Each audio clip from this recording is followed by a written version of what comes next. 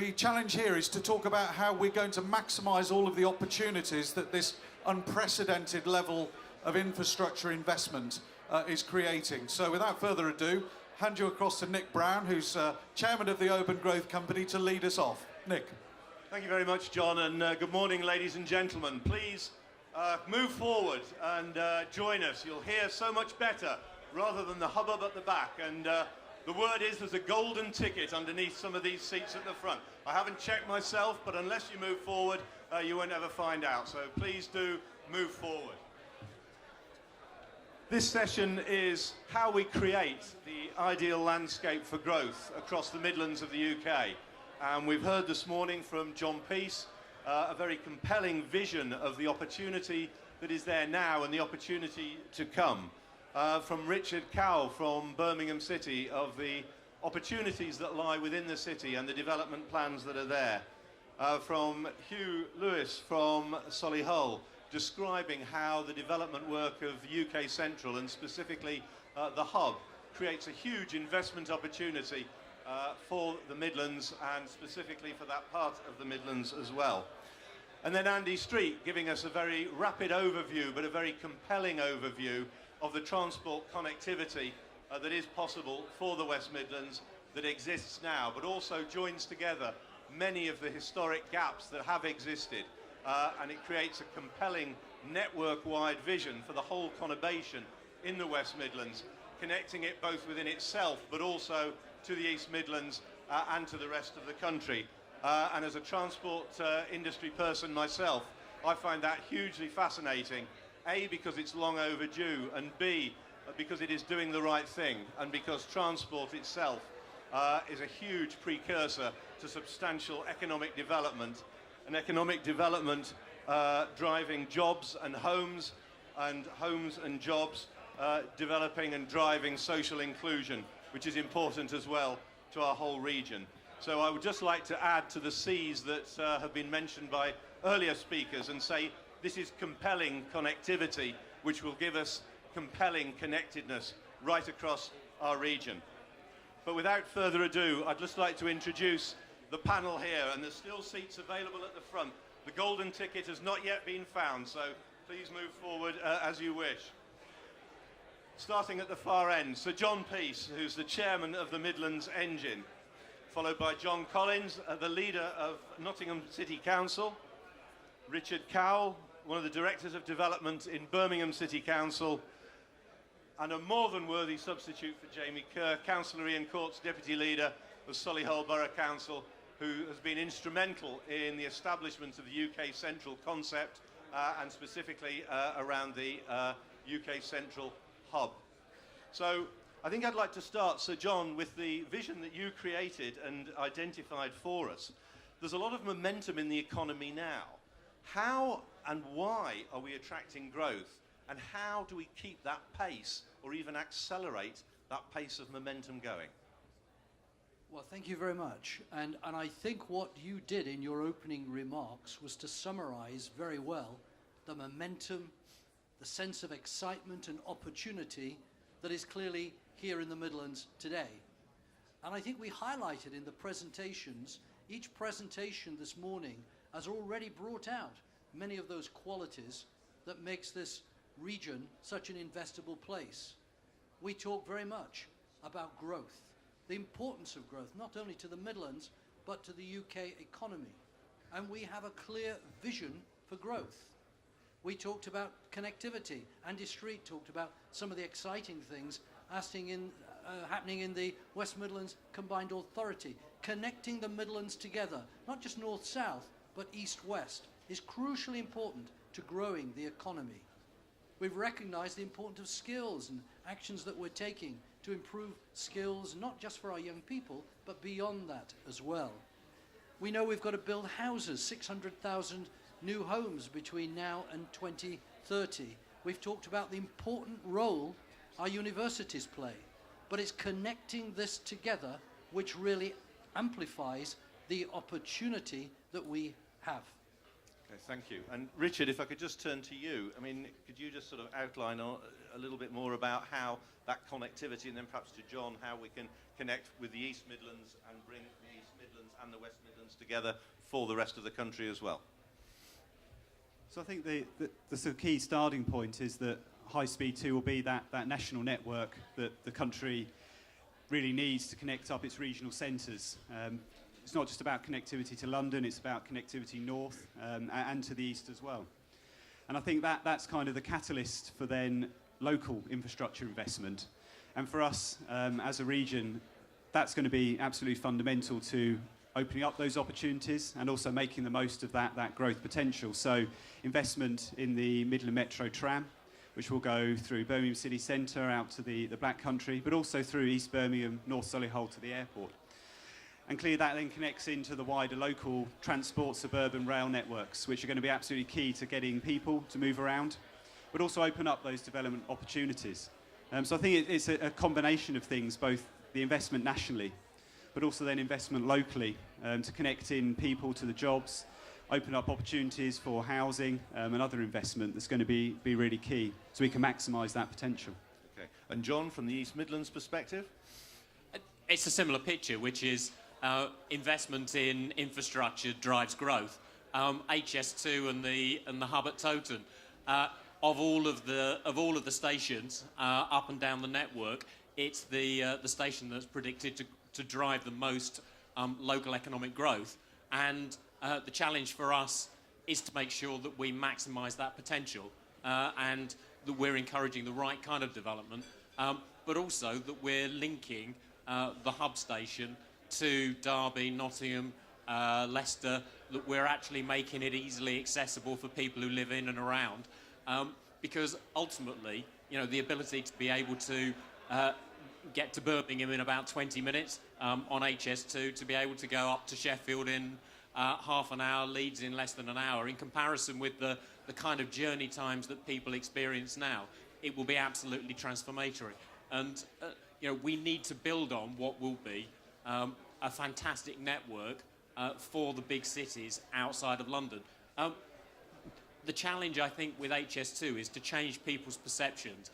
This is not about how quick can you get to London, or indeed how quick can you get away from London. It's actually about how quick can you get between the big cities of the UK. And that's massively the advantage HS2 offers us. Okay, thank you. And I'd like to come to Councillor Courts, but perhaps just ask the question that we've heard a lot about what HS2 is going to do for us. We've heard that it's going to be a few years in the coming. But the work starts now, clearly, as Andy Street described, and across the region. So, Councillor Courts, I'd just like to put to you, where do we go between now and HS2 arriving? Well, thank you, Nick. I think you're going to get me in a great deal of trouble. I mean, standing in for another speaker is one thing, but there's no way on earth could I stand in for our very able leader, Councillor Slay, who is, I think, somewhere out there watching at this moment. So I may be in big trouble later on, but let's not... Just put it back to Jamie Kerr to save your blushes, but... Let's not worry about it. Right. When HS2 came on the horizon about 4 or 5 years ago, one thing was clear. You know, you look across the world and there are successful examples of use of high-speed rail, and there are those that are not successful. And we determined that we were going to be the successful one, that we were going to make HS2 and the investment package highly successful in the West Midlands, and we therefore set up our own economic strategy which was going to do all those things. There's a vision, but there's delivery. So we formed a urban growth company. Indeed, you chair it, and I'm deputy chair of it. We formed the Urban Growth Company, and you heard quite a lot about that from Hugh Lewis, the MD, earlier on, to make this happen. And what you have at Birmingham International is one of the most complex forms of interrelationships of transport, of industry, every mode of transport there you can get almost. And these have to be brought together. And we decided that we need the technical expertise, we need the drive to make those things happen. But, you know, there's something else as well, which is, you know, there are many investors here. That's what this whole MIPIM thing is about, property investment. But investment is not just about money. It's about lifestyle. It's about decision makers deciding where they can set up and transfer their people to. And we need to create that place. And it's what Solihull Council and the UGC and indeed the Greater West Midlands. We're about creating a place which is great to work in, to live in, and to invest in. And, you know, the one thing which I think this is my 4th MIPIM, and one thing that is very clear is the total transformation of collaboration in the West Midlands that you'll see now. It starts with the way we've brought together in this here, but it also with the presentations you've seen so far, that we're making it happen in terms of infrastructure, of housing and all those components that we need. And that will go on over the next 10 years as HS2 comes in, but all the other investment opportunities that are there now. Okay, thank you. Well, we've heard a lot about transport and a lot about the connectedness. I'd like to turn to Sir John and John a little bit more to hear about. We know we're strong in manufacturing. We've come through the first, the second, the third, and we're heading for the 4th industrial revolution. It is beyond manufacturing that we're looking to draw investment into our region for. And I'd just like to hear your thoughts and observations as to what sectors we're looking for beyond manufacturing. Well, first of all, in my opening remarks this morning, I talked about the importance of manufacturing. We are the heartland of the UK's manufacturing industries. But I think one of the great strengths the Midlands has from an investment point of view is the diversity. I talked about life sciences and just how fast that is growing. From a life sciences industry point of view, we're now the largest in the UK. I think I mentioned greater than the Golden Triangle. If you look at technology, some of the great tech businesses that we have in the technology sphere on cyber. If you look at tourism, goodness me, look at the assets we have, ranging from music to art galleries to museums. It's a tremendous range of things the Midlands has to offer. And professional services. We have today Deutsche Bank already established in Birmingham, and HSBC very soon will be opening its new office in Birmingham.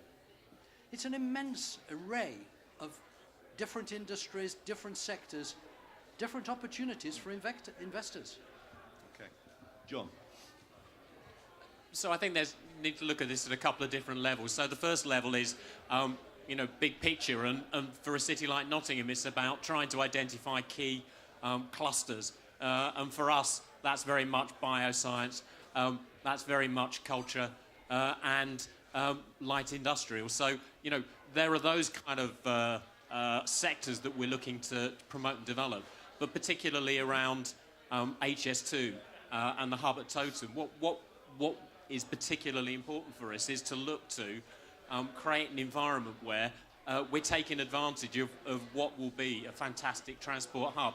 And so it's the opportunity to, it's the opportunity for investors to look at and to develop sectors of the economy that will take advantage of the fact that it's, on the HS2 network, that it's on the M1, that it's close to East Midlands Airport, that we're at the centre of the UK. And, those kind of sectors are going to be very much around high tech. It's going to be administration, headquarters offices. So those are the kind of things that we're looking to. What I would say is that we're looking at a development process which now happens over the next 10 to 15 years.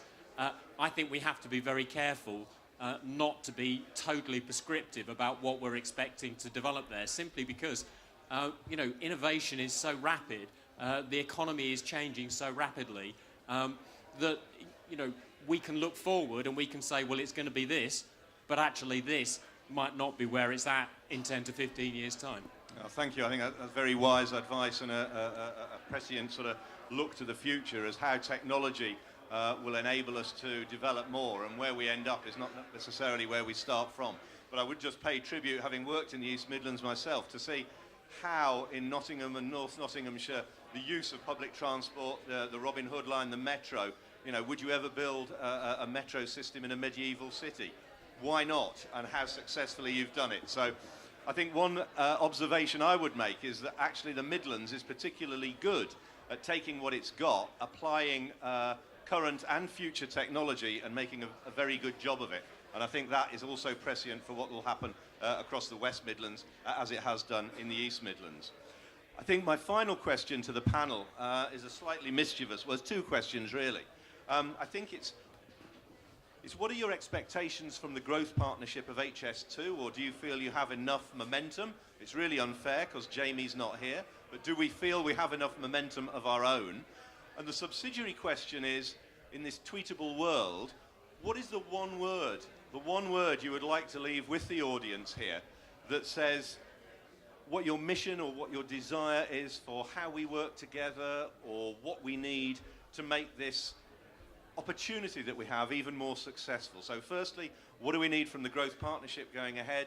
And secondly, what's the one word that you would want to leave for our audience here this morning? Starting at either end or in the middle. Councillor Courts. Okay, I think, well, the second question first. One word, well, I can't do one word. I'm a politician, for God's sake. You know, I can give you two, in which the first word will be investment. The second is going to be must. You know, the West Midlands now is becoming an investment must for developers, but for business. Yeah, two will do, won't you?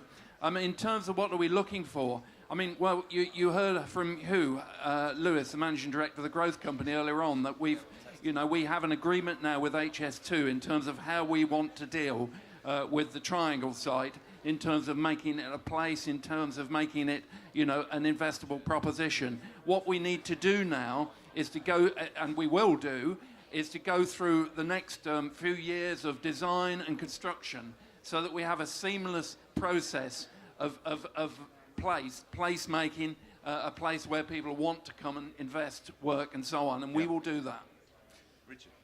I think the one word probably would be, I think, legacy is what we're all looking for. And the other word would be about people. The focus is about people. And I think for us, really, we've come on a good journey with High Speed 2 from this discussion about infrastructure to actually discussion about place, economic growth, investment, and jobs. And I think from our perspective, Curzon and the UK Central, they provide those huge opportunities to create place, to create economic growth, and to create jobs and homes as well. So in High Speed 2, is actually focusing on the design and focusing on how that integrates, not just with the immediate surroundings, but the wider area. So a lot of focus on public realm and transport connectivity. I think there's also one last point really is about what is the station of the future. We are planning for 100 years plus. So how do we make sure those stations are fit for purpose? It's getting those foundations right, getting the integration, getting the public realm, getting the connectivity. And then technology and other things will catch up.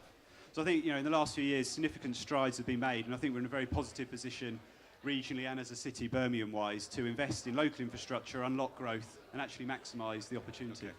Thank you. John? So I think the kind of things that we're looking for is learning from those who have gone before, very much in terms of structures, investment vehicles, and so on. And I think that's something that the partnership can bring to us.